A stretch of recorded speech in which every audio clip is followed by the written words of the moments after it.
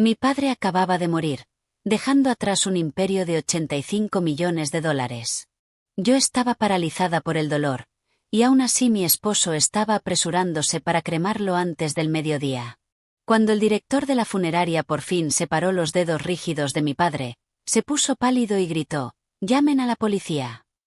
La lluvia otoñal de Chicago caía como una neblina gris. El viento que llegaba desde el lago Michigan, atravesando los robles antiguos, hacía que el agua pareciera tan fría y desolada como mi corazón.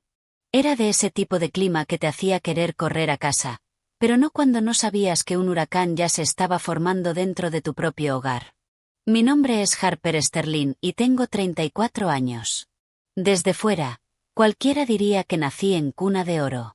Era la única hija de Victor Sterling, el imponente presidente de Sterling Holdings. Mi padre tenía dinero, poder y un aura de autoridad que hacía que hombres adultos se enderezaran la corbata inconscientemente cuando se sentaban frente a él. Pero para mí, no era el magnate despiadado que el Wall Street Journal pintaba. Era un viudo que me crió solo en una vieja mansión cubierta de hiedra en Lake Forest desde que yo tenía 8 años. No era bueno dando abrazos. Y desde luego, no sabía suavizar las cosas. Cuando de niña tenía fiebre alta, se sentaba junto a mi cama toda la noche, pero sus únicas palabras eran: «Tómate la medicina». Llorar no cura un virus. Antes me molestaba su distancia emocional. Solo cuando crecí lo entendí. Algunas personas te aman con palabras dulces. Mi padre me amaba protegiéndome en silencio de las tormentas. Yo no seguí sus pasos. Mientras él quería que hiciera un máster en administración de empresas, yo elegí artes aplicadas. Me encantaban la cerámica, la pintura y los colores, mucho más que las hojas de cálculo financieras. No le hizo mucha gracia, pero no me obligó. Simplemente dijo: «Elige el camino que quieras, Harper. Solo no dejes que nadie te lleve de la mano como a una niña». En aquel momento me reí, pensando que era sobreprotector. La juventud te hace creer que lo entiendes todo, hasta que tropiezas y te das cuenta de que tu comprensión es tan frágil como una servilleta de papel. Me casé con David Miller después de salir con él durante 3 años. David era 4 años mayor, venía de una familia modesta de clase media en Ohio y trabajaba en un puesto intermedio en una empresa mediana de logística. En nuestra boda, circularon susurros diciendo que él había ganado la lotería. Los escuché, pero los ignoré, creyendo que el amor no debía medirse por una cuenta bancaria. Después de la boda, David se mudó conmigo a la mansión de los Sterling. Mi padre no se opuso. Solo miró a David durante un largo rato y dijo: «En esta casa, no necesito que agaches la cabeza. Solo necesito que mantengas la espalda recta». David asintió con respeto. En aquel entonces, era la viva imagen de un yerno devoto. Llamaba papá a mi padre, le preparaba café negro por las mañanas, le preguntaba por la presión arterial por las tardes y le calentaba la cena cuando llegaba tarde a casa. Frente a los demás, David ponía una mano suave en la parte baja de mi espalda y susurraba: «Si estás cansada, deja que yo me encargue». Creía en esa frase con la misma fuerza con la que creía que el sol saldría. Mi suegra, Marta, se mudó con nosotros desde Ohio apenas 3 meses después de la boda. Dijo que su antigua casa era demasiado solitaria. Y como David era su único hijo, quería estar cerca. No pude decir que no. Pensé que ceder en las cosas pequeñas mantenía la paz. Marta no era de las que gritaban. Hablaba con suavidad, pero cada frase era una aguja envuelta en terciopelo. Una vez compré un juego de platos de cerámica artesanal para la cocina, y ella los miró y sonrió. Las chicas de familias ricas simplemente compran cualquier cosa que les llama la atención. Pero una vez que una mujer se casa, la base de su esposo debe convertirse en la suya. Un árbol solo crece verde si sus raíces están firmes. Mientras lavaba verduras en el fregadero, respondí en voz baja: «Lo entiendo, Marta». Ella dejó la taza de té sobre la mesa, con un tono tranquilo. «Es bueno que lo entiendas. Solo me preocupa que estés tan acostumbrada a la protección de tu padre, que no sepas ceder adecuadamente ante tu esposo». Me quedé callada, no porque no me hubiera dolido, sino porque temía que una palabra equivocada convirtiera la cena en un tribunal. A veces, por mantener la paz, terminas convirtiéndote tú misma en el felpudo. Esa noche, toda la familia se reunió para cenar. Afuera, la lluvia neblinosa continuaba. En la cocina, Sara, nuestra ama de llaves desde hacía 20 años, que también era la confidente de mi padre, había preparado su plato favorito, un clásico estofado americano con verduras de raíz asadas, muy sazonado con romero, junto con una intensa ensalada César. Dejó la bandeja sobre la mesa y sonrió a mi padre. Coma, señor Sterling. Harper eligió ella misma el corte esta mañana. Mi padre se sentó en la cabecera de la mesa y me miró de reojo. Se le da bien elegir cortes de primera. Elegir a las personas correctas es más difícil. Me reí para quitarle importancia. Ya empezamos otra vez. Papá. David, sentado a mi lado, puso rápidamente un trozo de carne en mi plato. No se preocupe, papá. Puede que sea un poco tosco, pero mis intenciones con Harper son sinceras. Mi padre no tocó la comida. Miró a David. Su mirada era penetrante, como si pudiera ver a través de la camisa Brooks Brothers recién planchada de David, directo hasta los secretos enterrados en su pecho. Al sentir la tensión, Marta intervino. Tienes todo el derecho a protegerla, Víctor. Tu hija es valiosa. Pero, sinceramente, un hombre con menos dinero que sabe valorar a su esposa vale más que 10 hombres ricos que la tratan mal. David bajó la cabeza. Mamá, no hace falta decir eso.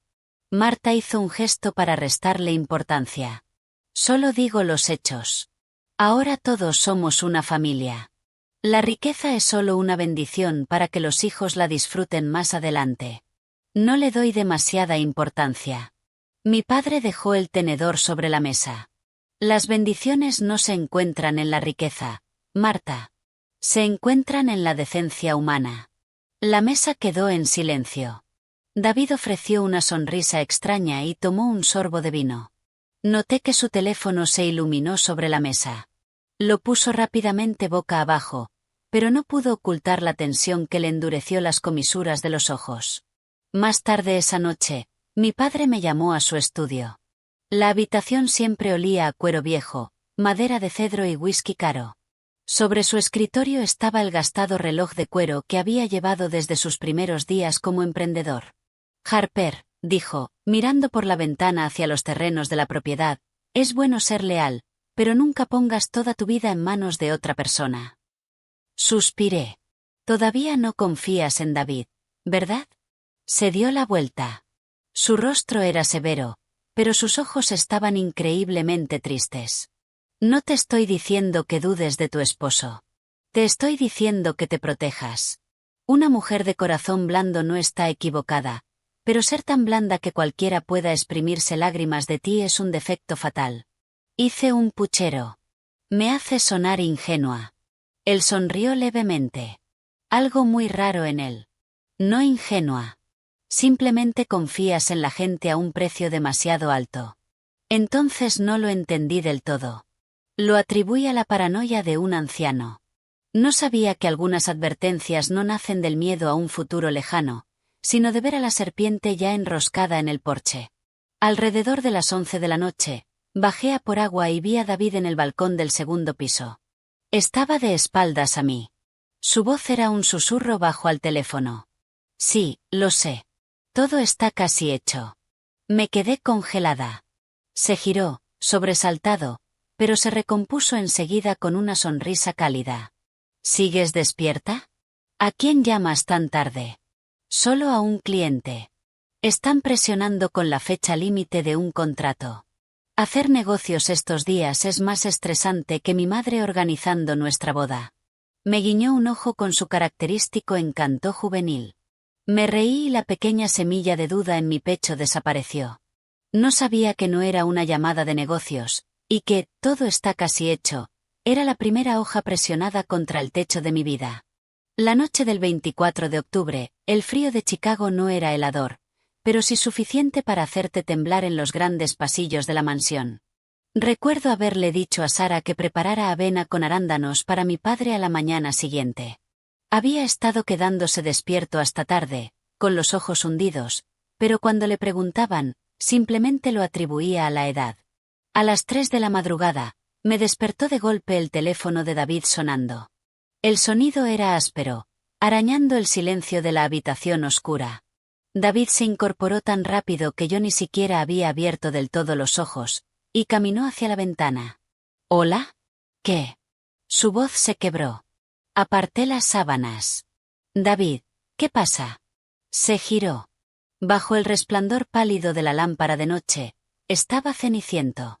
Le temblaban los labios, pero sus ojos se veían extraños, como si estuviera intentando elegir la máscara correcta que ponerse.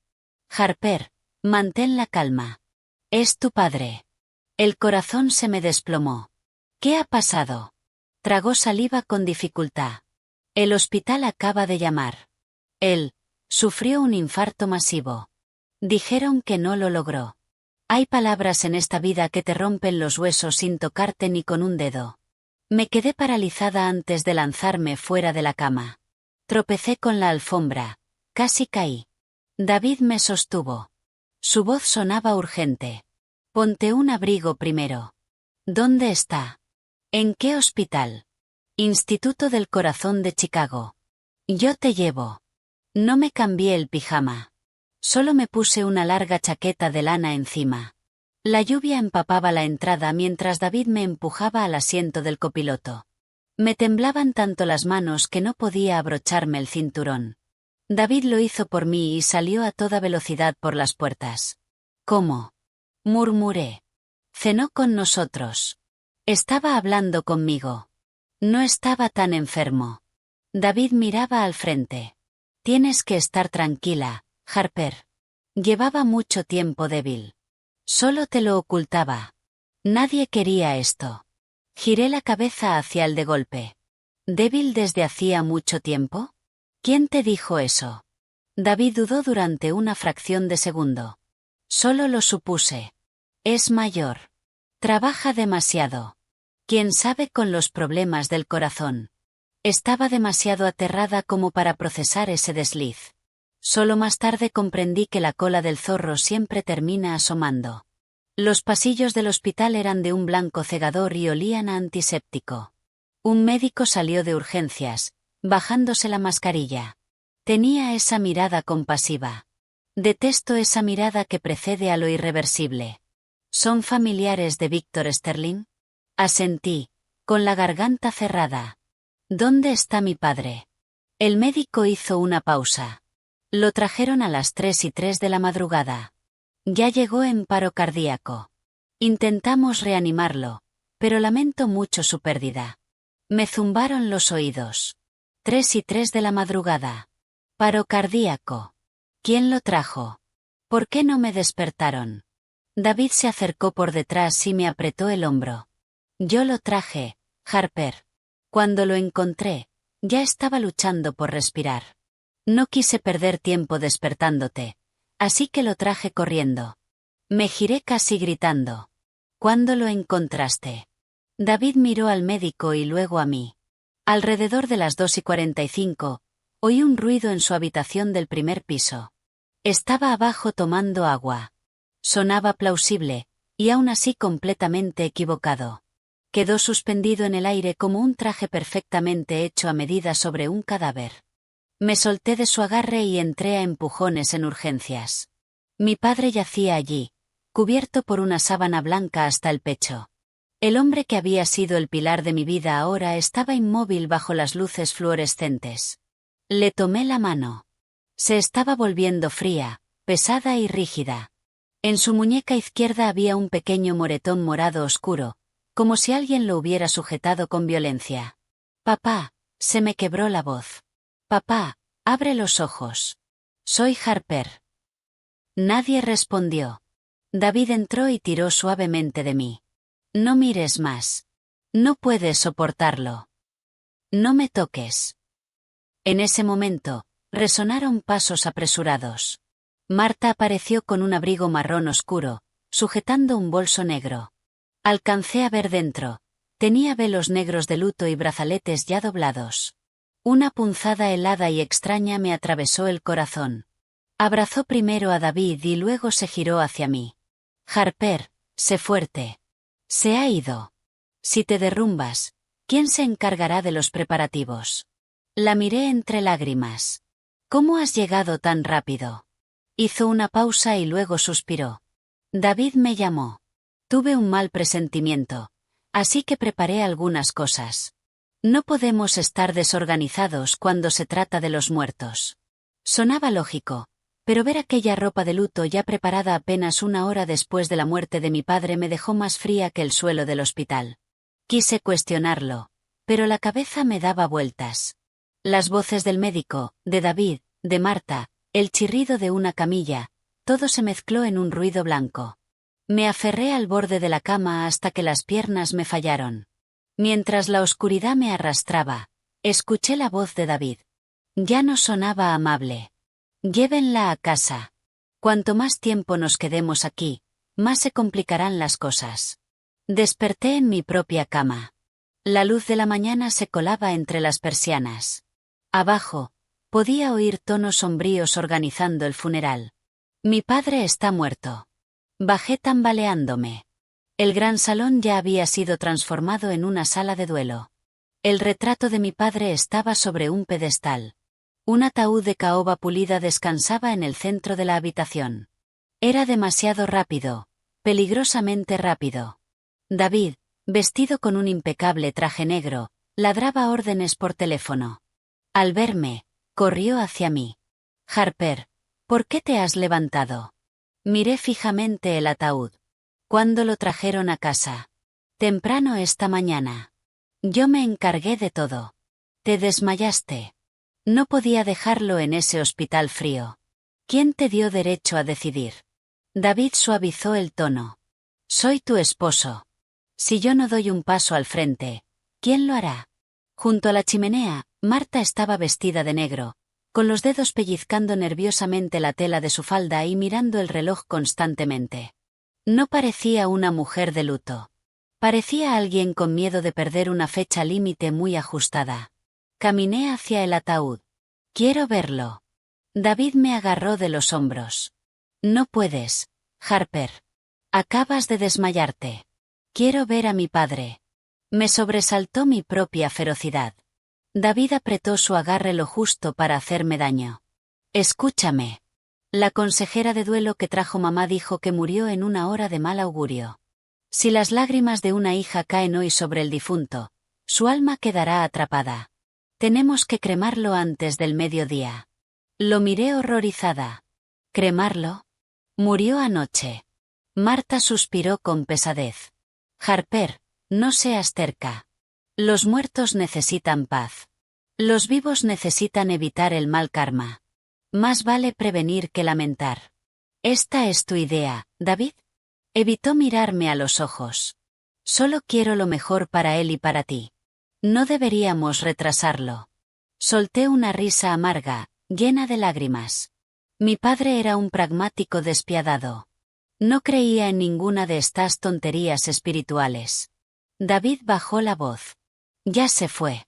Deberíamos seguir las tradiciones para mantener la paz en la casa. No lo hagas difícil. ¿Hacerlo difícil? Mi padre muere de repente. Quiero verle la cara y resulta que soy yo la que lo está haciendo difícil. Empujé a David a un lado, pero Marta me bloqueó el paso. Escucha a tu suegra. Llorar sobre el ataúd es una falta de respeto a su tránsito. Déjalo ir. No te atrevas a usar el respeto para silenciarme, dije con la voz ahogada. El rostro de Marta se endureció, pero enseguida cambió de estrategia. Sara, tráele a Harper un poco de agua tibia. Está temblando. David fue a la cocina y regresó con una taza blanca de cerámica. Bebe esto, cariño. Le puse un poco de miel para el azúcar. No la quería, pero las manos me temblaban violentamente. Él me la acercó a los labios. Por favor, si vuelves a desmayarte, tu padre no descansará en paz. Sabía exactamente qué teclas tocar. Di unos cuantos sorbos. Tenía un ligero sabor metálico y era demasiado dulce. Minutos después, los párpados se me volvieron increíblemente pesados. David, estoy muy cansada. Me sostuvo cuando me tambaleé. Vamos a llevarte a la cama. Yo me encargo del resto. Antes de perder el conocimiento, vi la mano de David apoyarse sobre la tapa del ataúd. Su alianza de oro reflejó la luz. La misma mano que había prometido protegerme. Pero en mi corazón, algo se estaba rompiendo de forma irrevocable. Cuando desperté de nuevo, el sol ya estaba completamente alto. Tenía la boca seca, y un terror silencioso y asfixiante me oprimía el pecho. Pasaban de las 7 de la mañana. La casa estaba muerta de silencio. Corrí hacia la puerta y casi choqué con Sara. Parecía aterrada. Harper, no deberías estar levantada. ¿Dónde está el funeral? ¿Dónde está mi padre? Sara retorció su delantal. El señor David dijo que tenían que llevarlo al crematorio Oakwood para llegar antes de la hora límite. Fue como recibir agua helada en la cara. ¿Se lo llevaron sin mí? Bajé corriendo las escaleras. Las puertas principales estaban abiertas de par en par. Un elegante coche fúnebre negro estaba al ralentí en la entrada. Las puertas traseras estaban a punto de cerrarse. «Esperen», grité. David se giró, y el shock cruzó su rostro antes de ocultarlo bajo una máscara de preocupación. «Harper, iba a dejarte dormir y llevarte después. ¿Ibas a quemar a mi padre sin esperarme? Estabas demasiado débil.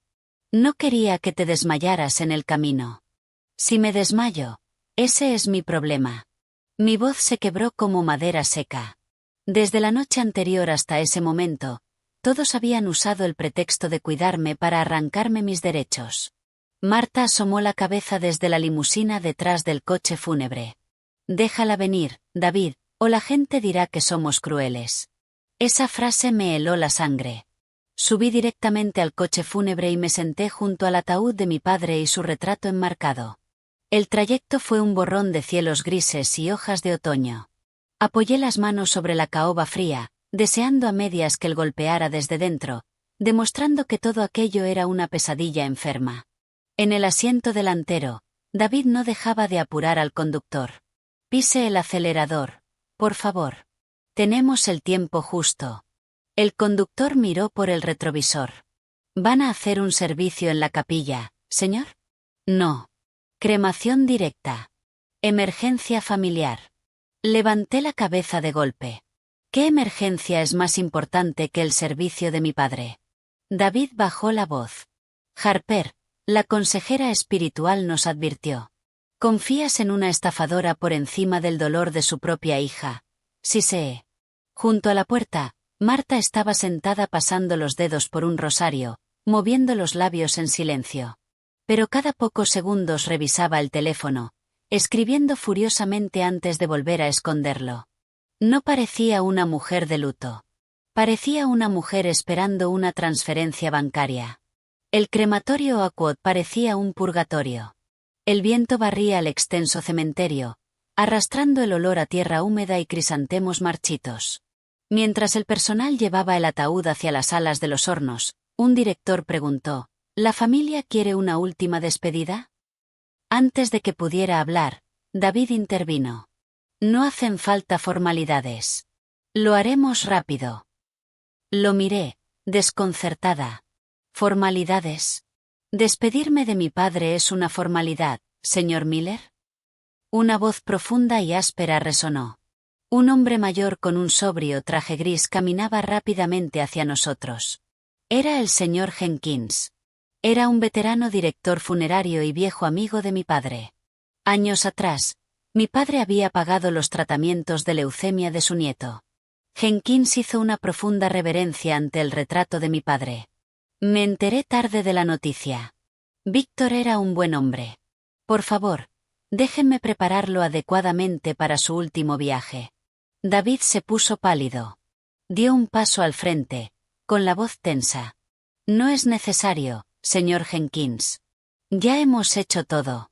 El rigor mortis ya se ha instalado. Es mejor no molestarlo». Jenkins no levantó la mirada, pero sus ojos eran afilados. «Los vivos tienen deberes. ¿Por qué temer tocar a los muertos?» Luego se giró hacia mí. «Harper, ¿quieres ver a tu padre una última vez?» «Sí».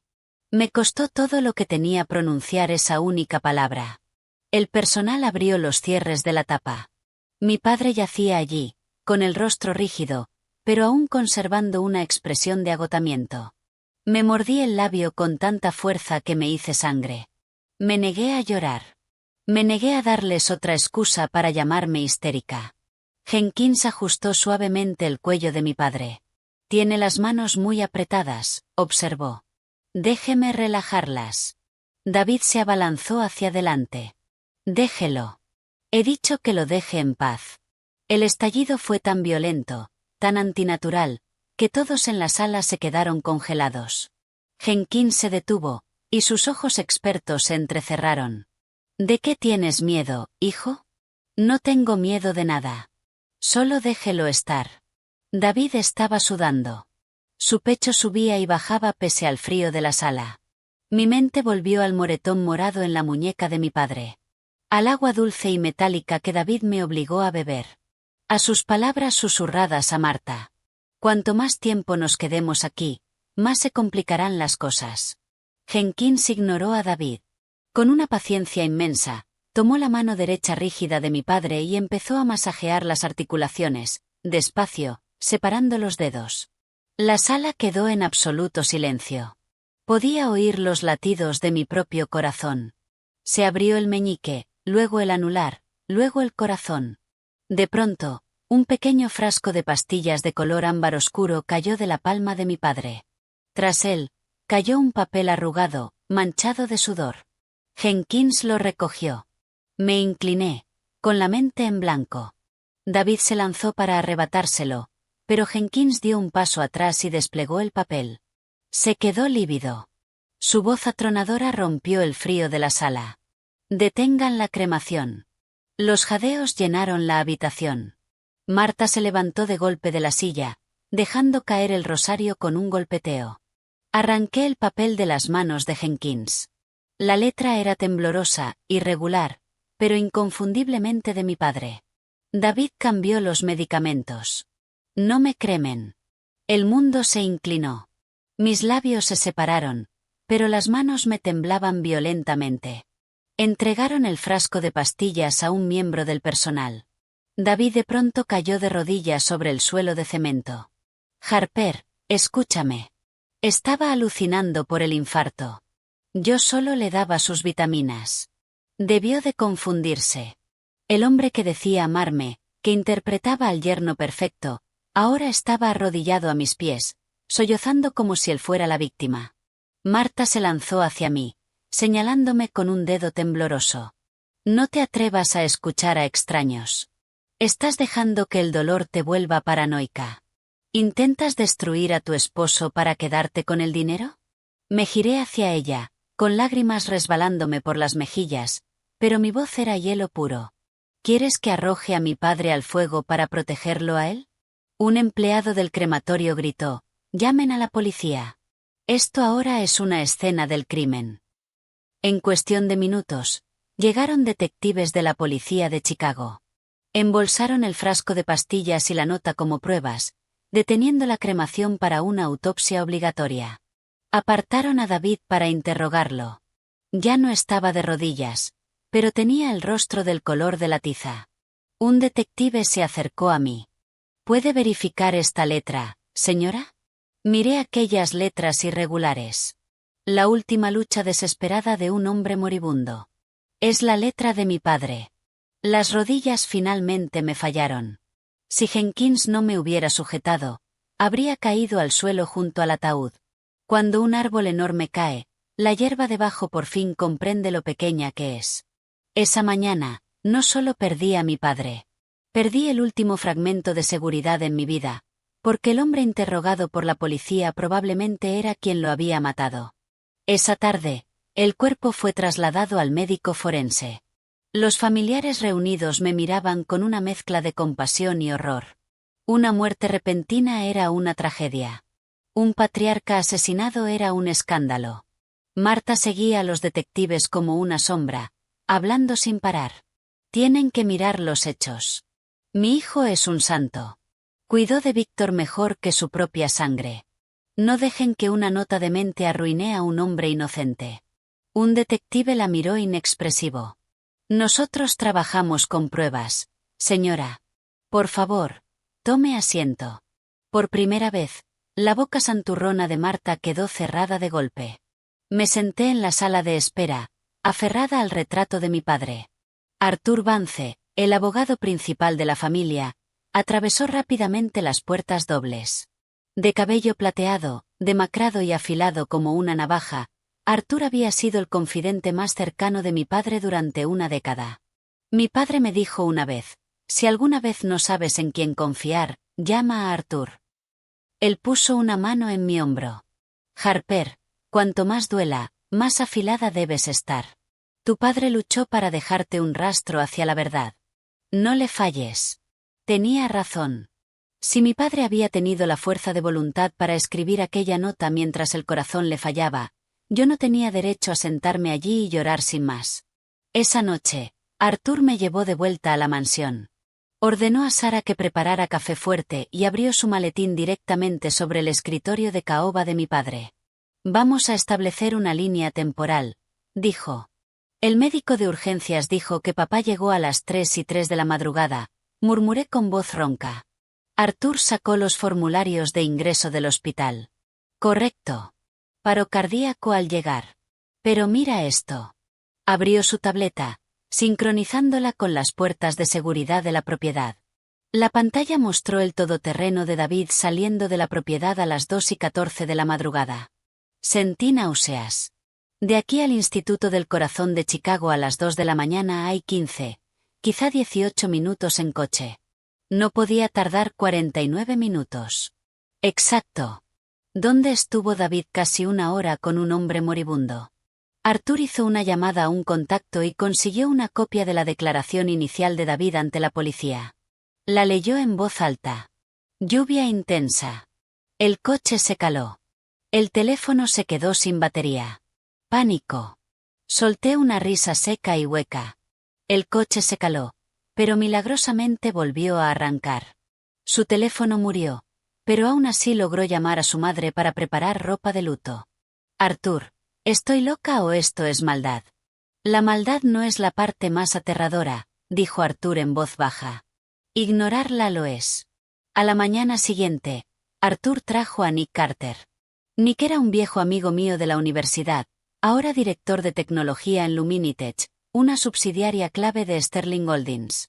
No habíamos hablado mucho en los últimos años. Nick entró y me dirigió un breve asentimiento solemne. Lo siento, Harper. Gracias, Nick. Ahora necesito la verdad más que condolencias. Nick abrió su portátil. Accedió a la telemática GPS del todoterreno de David, un coche alquilado por la empresa, lo que hacía perfectamente legal que Arthur solicitara los datos.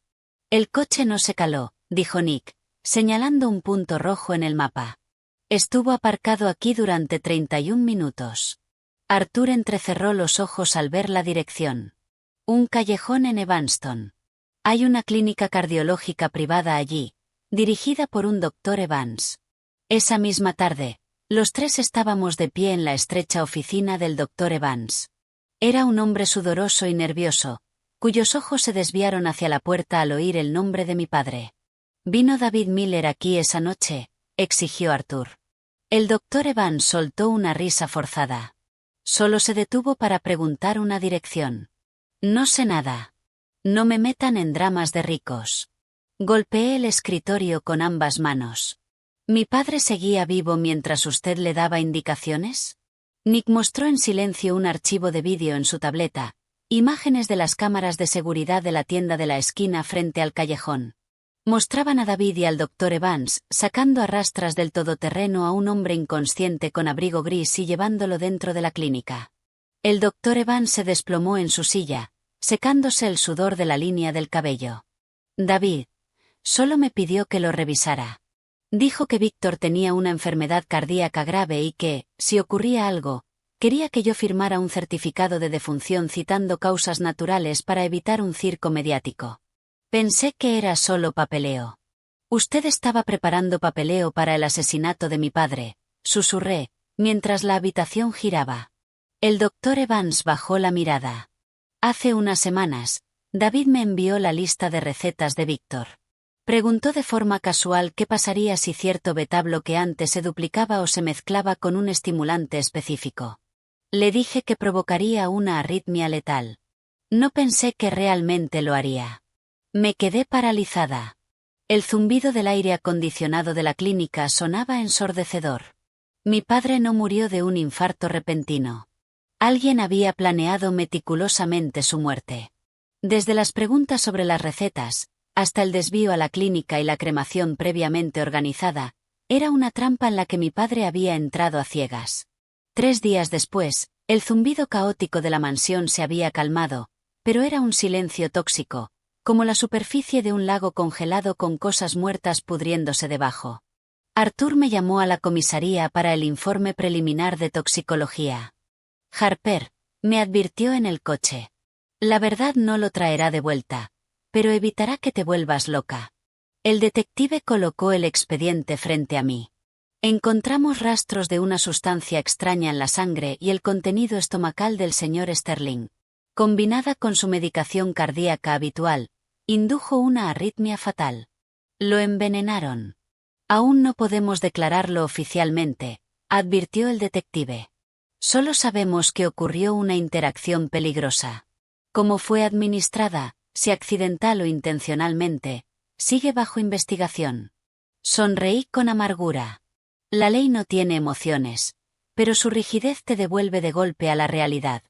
Si mi padre tuvo la fuerza de escribir esa nota, estaba luchando hasta su último aliento. Yo no podía permitirme derrumbarme. Esa noche, el médico forense liberó el cuerpo de mi padre para un velatorio adecuado. Esta vez no hubo prisas, ni consejeros espirituales. Yo misma lo vestí con su traje gris a medida favorito. Sara estaba a mi lado, llorando. Déjeme hacerlo, Harper. No.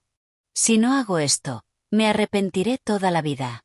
Mirando su rostro severo y en paz, susurré, no te preocupes, papá. Puede que tarde en aprender, pero no dejaré que pisoteen tu tumba. Esa noche, después de que los invitados se marcharan, solo quedamos unas pocas personas en el salón. Yo, Arthur, Sara, David y Marta. David se veía demacrado. Marta estaba sentada con la espalda recta, apretándose las manos como si estuviera esperando que cantaran los números de la lotería.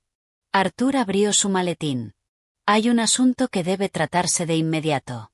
Tengo el testamento legalmente vinculante de Víctor Sterling, firmado hace 3 meses. Me quedé atónita. Mi padre nunca me lo había mencionado. Arthur empezó a leer. Los términos eran impactantes. Toda la herencia, las acciones de Sterling Holdings, la mansión de Lake Forest, bienes comerciales en Nueva York y Chicago, cuentas en el extranjero y los derechos de propiedad intelectual del proyecto Argus, con un valor total aproximado de $85 millones, me quedaban únicamente a mí. A Marta casi se le cayó la mandíbula al suelo. David parpadeó rápidamente, y un destello peligroso cruzó sus ojos. Arthur continuó, sin embargo, hay una condición. En un plazo de 6 meses, Harper debe asumir el control directo como directora ejecutiva de Luminitech, que actualmente opera con pérdidas graves. Debe devolverla a la rentabilidad o demostrar que las pérdidas son resultado de un sabotaje corporativo deliberado. De no hacerlo, toda la herencia será liquidada a favor de la Fundación Sterling. ¿Por qué haría eso? Solté. Él sabe que no entiendo el negocio tecnológico. Arthur me miró. Porque confiaba en ti, y quizá quería obligarte a entrar en el nido de víboras contra el que ya estaba luchando. David fue el primero en hablar. Se acercó a mí en el sofá, con la voz empapada de falsa dulzura. Harper, papá te amaba, pero 6 meses es imposible. Eres artista.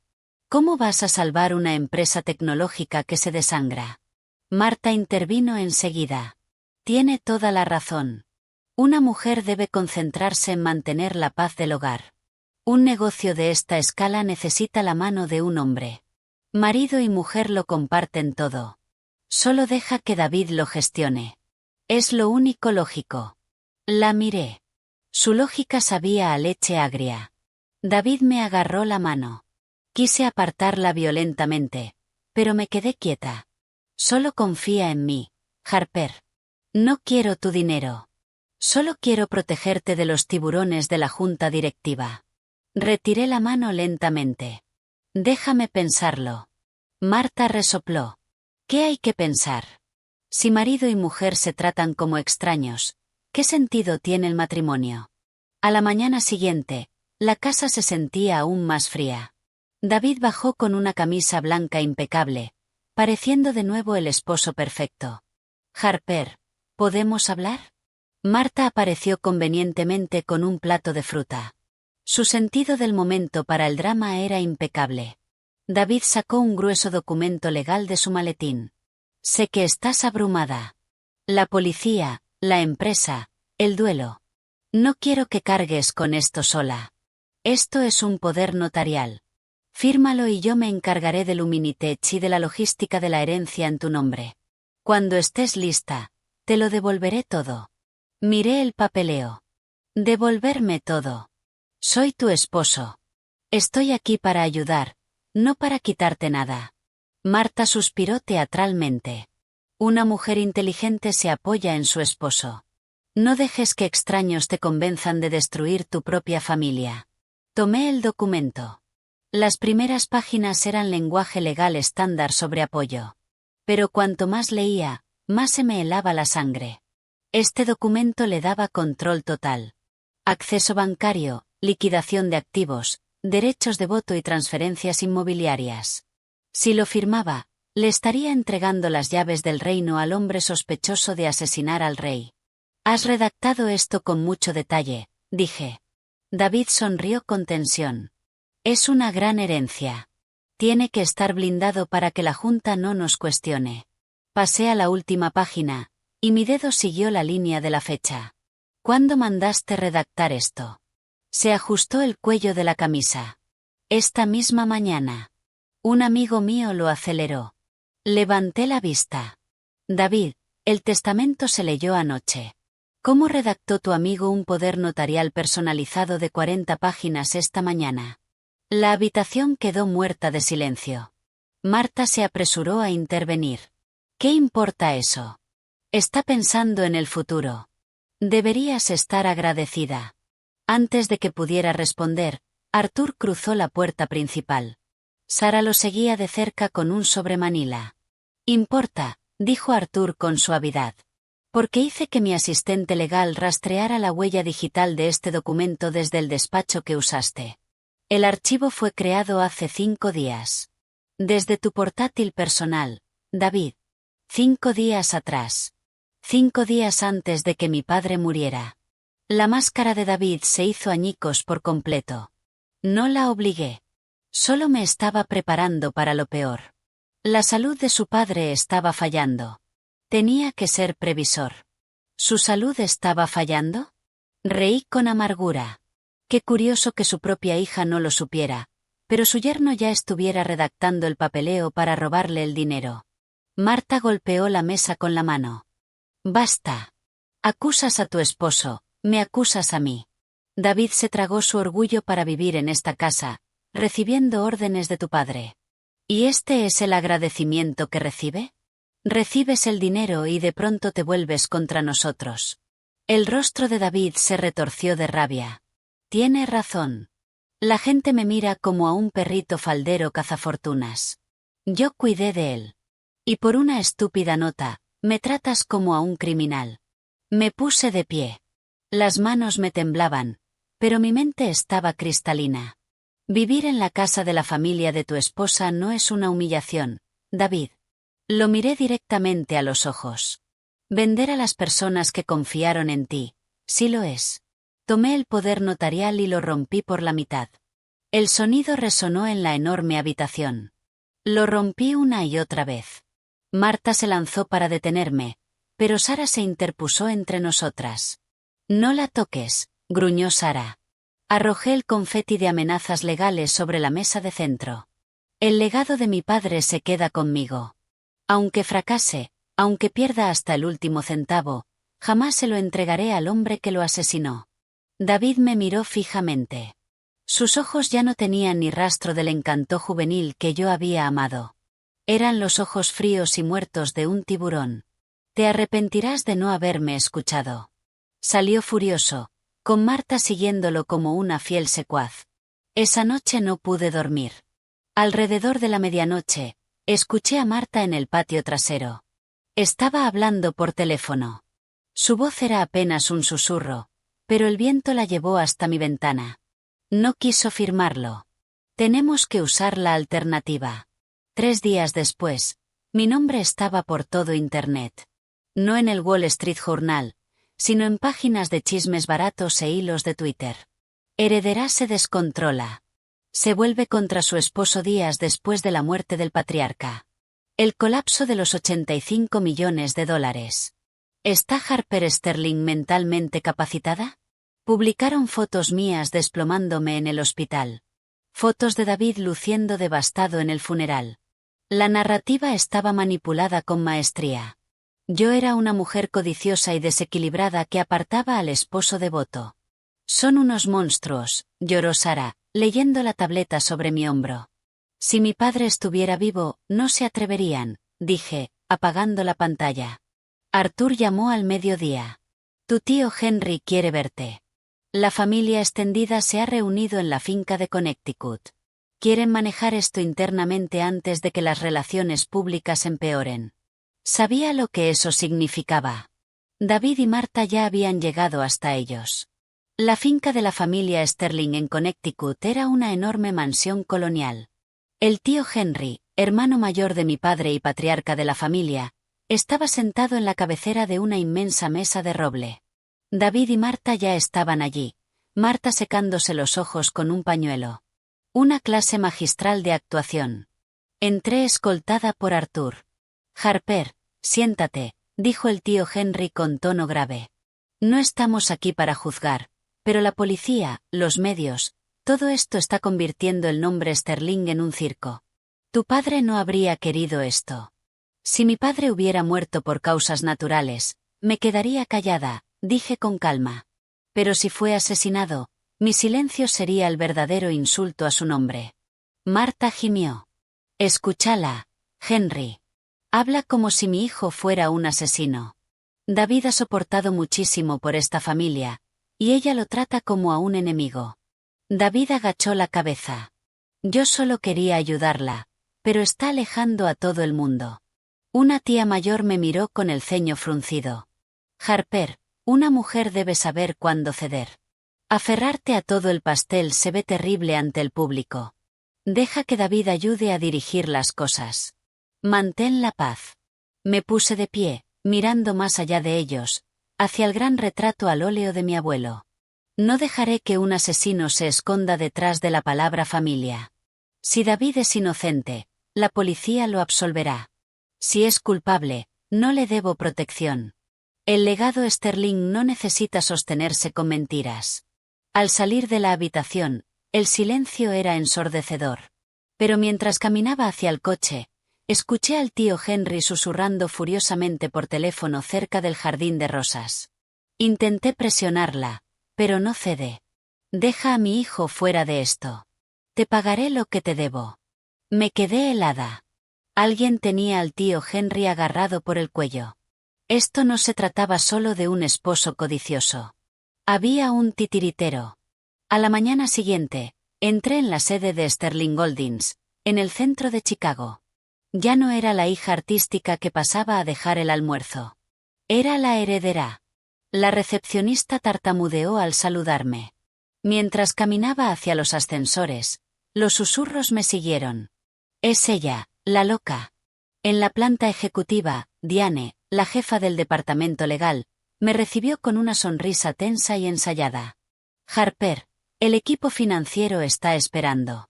Vamos a revisar las pérdidas trimestrales de Luminitech. En la sala de juntas, me bombardearon con hojas de cálculo, márgenes de EBITDA y jerga diseñada para hacerme sentir pequeña. El director financiero parloteó sobre un déficit operativo de $12 millones y deuda sin cobrar de un proveedor llamado Apex Dynamics. Alto, interrumpí.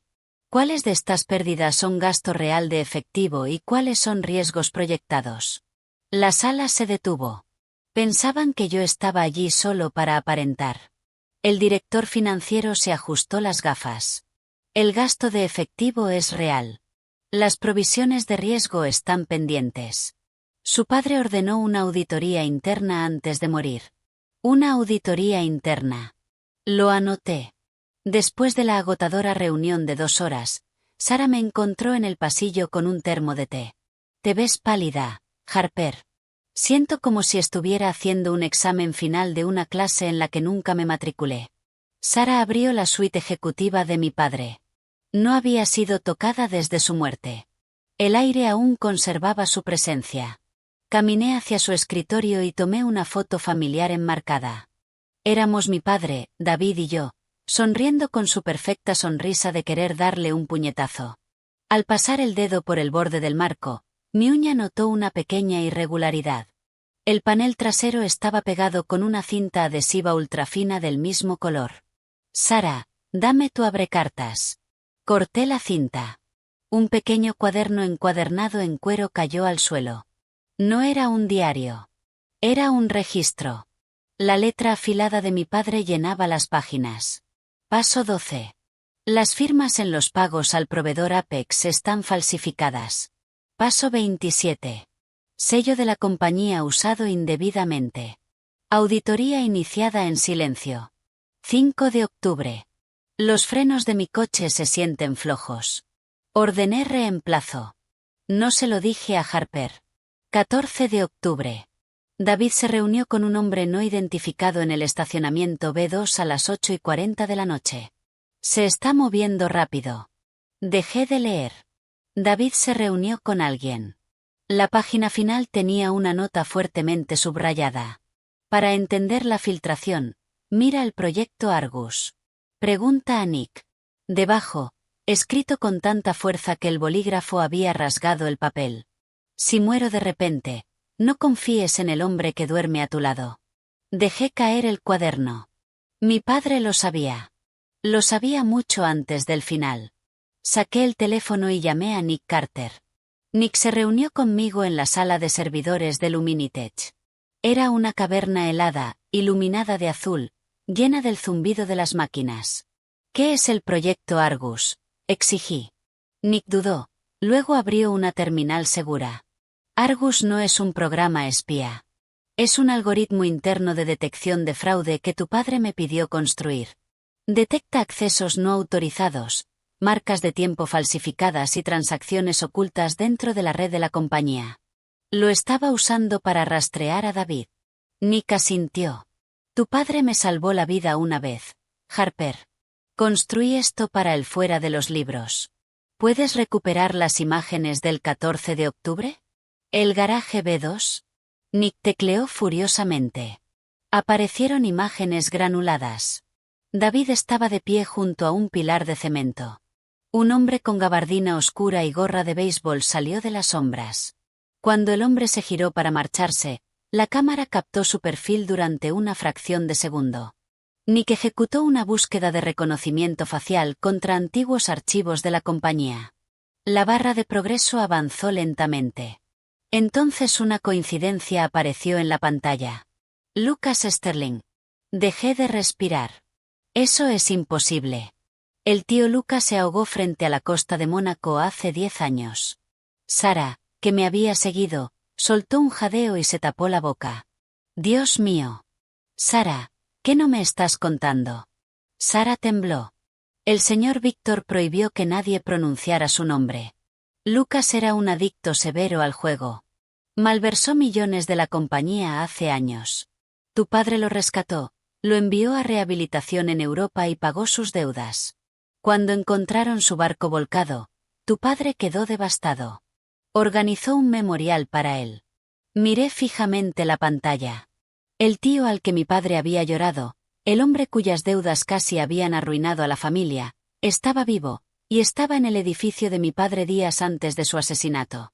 Más tarde esa noche, regresé a la mansión. David no estaba en casa. Caminé hasta la pequeña capilla familiar donde mi padre guardaba los memoriales de los parientes fallecidos. La foto de Lucas estaba sobre una repisa. El marco estaba limpio de polvo y una vela blanca recién encendida ardía frente a él. Marta apareció en la puerta, como si la hubieran sorprendido. «¿Qué haces aquí?» «Solo presento mis respetos», dije con frialdad. «¿Encendiste tú esta vela, Marta? ¿Cómo conoces a un tío que murió 10 años antes de que conocieras a esta familia?» Ella se erizó. «Solo estoy siendo respetuosa. No seas loca». Justo entonces, David entró por la puerta principal. Me escondí detrás de las pesadas cortinas de terciopelo del estudio. Sacó su teléfono. La pantalla iluminó su rostro. Apenas pude distinguir el mensaje que estaba leyendo. «La chica está escarbando demasiado. Ciérrale el paso». David lo borró al instante y subió las escaleras. David no era el cerebro. Era el peón. 2 días después, la junta directiva convocó una reunión extraordinaria de accionistas. Su agenda, una moción de censura para destituirme como directora ejecutiva por inestabilidad mental. La noche anterior a la reunión, Arthur llamó para decirme que ya había llegado el informe toxicológico de mi propia sangre, tomada después de desmayarme en el hospital. «Harper, diste positivo en dosis altas de un sedante recetado. Te drogaron». Nick recuperó las imágenes de la cámara de la cocina de la noche en que murió mi padre. A las 5 de la mañana, David estaba de pie junto a la encimera, vaciando una cápsula en una taza de agua caliente con miel antes de llevármela arriba. Sentí una mezcla nauseabunda de rabia y absoluta claridad. La mañana de la reunión de la junta, el auditorio de Luminitech estaba abarrotado. Accionistas, equipos legales y ejecutivos susurraban entre ellos. David estaba sentado en la primera fila, interpretando a la perfección al esposo preocupado. Diane, la jefa legal, se puso de pie en el podio. «Estamos aquí para abordar los graves déficits operativos de Luminitech y, lamentablemente, la idoneidad de nuestra actual directora ejecutiva, Harper Sterling, quien ha mostrado una grave angustia psicológica». David se levantó y tomó un micrófono. «Esto me rompe el corazón. Mi esposa está sufriendo un duelo profundo. Está paranoica, alucina y está alejando a su familia. Suplico a la Junta que le permita apartarse para que reciba la ayuda psiquiátrica que necesita». Caminé hasta el frente de la sala. Llevaba un traje gris carbón a medida, con el cabello recogido de forma estricta. No parecía una víctima de duelo. Parecía mi padre. «Gracias a todos por su preocupación por mi salud mental», dije al micrófono. Asentí hacia Nick, que estaba en la cabina audiovisual. La enorme pantalla detrás de mí se iluminó. «Es cierto. Nunca he dirigido una empresa tecnológica, pero no necesito un máster en administración de empresas para reconocer un sabotaje corporativo». La pantalla mostró un vídeo. David en un estacionamiento, recibiendo un maletín de Lucas Sterling.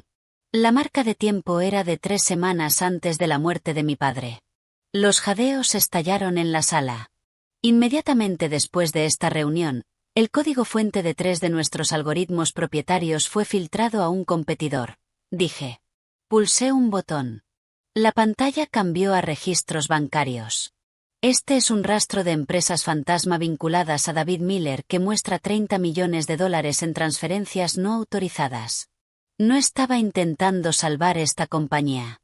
Estaba intentando desangrarla para pagar deudas de juego en el extranjero. David saltó de su asiento. Esto es falso. Está fuera de sí. Lo ignoré. Y en cuanto a mi angustia psicológica, la pantalla mostró las imágenes de la cocina de David drogando mi bebida junto al informe toxicológico oficial de la policía. Lo único que estoy sufriendo es un intento de envenenamiento por parte del hombre sentado en la primera fila. La sala de juntas descendió al caos absoluto. Los miembros de la junta gritaban. Diane dejó caer sus archivos. David miró salvajemente hacia las salidas, pero las puertas se abrieron de golpe. Detectives de la policía de Chicago avanzaron por el pasillo. David Miller queda arrestado por fraude, malversación y sospecha de asesinato. David cruzó la mirada conmigo. Ya no quedaba encanto, solo un pánico venenoso y puro. Luminitech estuvo segura durante exactamente 48 horas. Luego Robert, nuestro director financiero, irrumpió en mi oficina, con el rostro empapado de lágrimas. Harper, tienen a Annie, su hija de 9 años. Me puso el teléfono delante. Era una foto de Annie atada a una silla en una habitación oscura de cemento. Me llamaron, sollozó Robert. Quieren que transfiera $5 millones de la reserva corporativa a una cuenta en el extranjero en 30 minutos o la matan. No llames a la policía, por favor. Miré a Nick. Rastréalo ahora. Nick voló hacia su portátil. Robert se sentó en mi escritorio, con las manos temblando tan violentamente que no podía escribir su contraseña. Puse mi mano sobre su hombro. Robert, mírame. Vamos a recuperarla.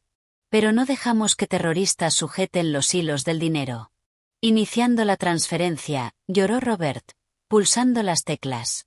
La barra de progreso cargó. 10%. 40%.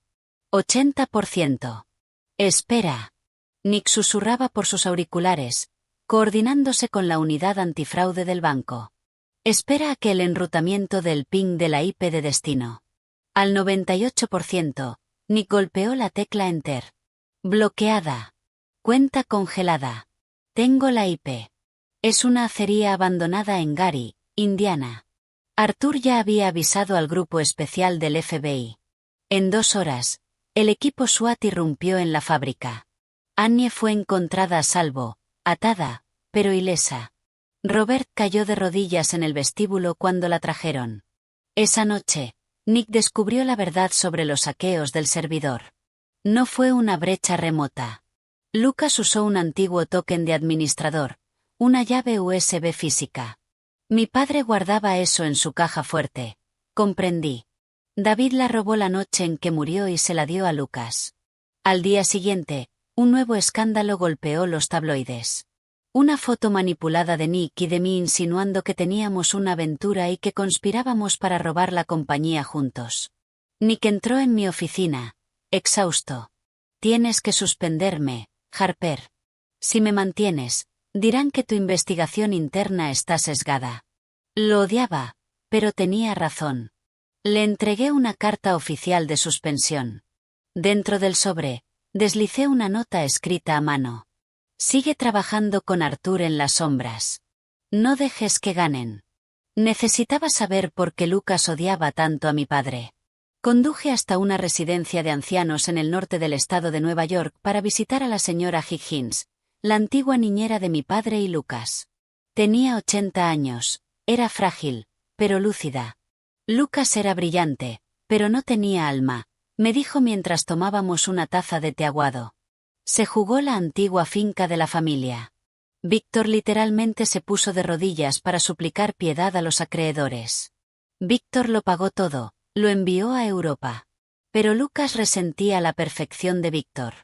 Ser salvado por alguien a quien envidia se siente peor que ser destruido por esa persona. También reveló algo más. El padre de Nick Carter era el contable de Víctor en aquel entonces. Lucas lo incriminó por la malversación. El padre de Nick fue a prisión y murió allí. Víctor lo descubrió demasiado tarde. Acoger a Nick, darle un trabajo, era la forma de Víctor de espiarlo. Conduje de vuelta a Chicago aturdida. Mi padre había cargado con tantos pecados que no eran suyos.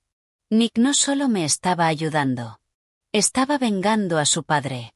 Mientras entraba en la ciudad, mi teléfono sonó. Número desconocido. Sobrina, ¿ya has desenterrado suficientes fantasmas?